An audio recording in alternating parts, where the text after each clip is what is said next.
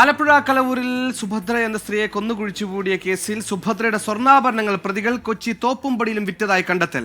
പ്രതികളെ തോപ്പുംപടിയിലെ സ്വർണ്ണ വ്യാപാര സ്ഥാപനത്തിലെത്തിച്ച് പോലീസ് തെളിവെടുത്ത്. ശ്യാംകുമാർ കൊച്ചിയിൽ നിന്ന് ചേരുന്നു. ശ്യാം, മോഷണത്തിന് ശേഷം കൊച്ചിയിൽ പ്രതികൾ എത്തിയിരുന്നു എന്നത് തെളിഞ്ഞിരുന്നു, അത് കണ്ടെത്തിയിരുന്നു. ഇപ്പോൾ എവിടെയാണ് ഇത്തരത്തിൽ മോഷണം മുതൽ വിറ്റത്? വിവരങ്ങൾ.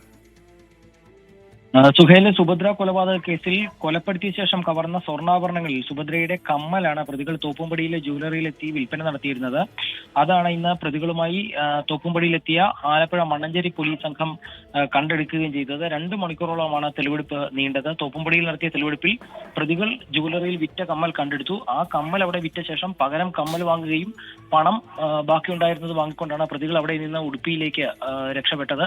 ഏതായാലും കേസിൽ നിർണായകമായ തൊണ്ടിമുതലുകൾ വീണ്ടെടുക്കുക എന്നുള്ള പോലീസിന്റെ ശ്രമത്തിന് വലിയ സഹായമാകുന്നതാണ് ഈ കമ്മൽ കണ്ടെത്തിയത്. മറ്റു തെളിവുകൾ കണ്ടെത്തുന്നതിന് വേണ്ടി അടുത്ത ദിവസം വീണ്ടും പ്രതികളെ കൊച്ചിയിൽ എത്തിക്കുമെന്നുള്ളതാണ് അന്വേഷണ സംഘം വ്യക്തമാക്കിയത്.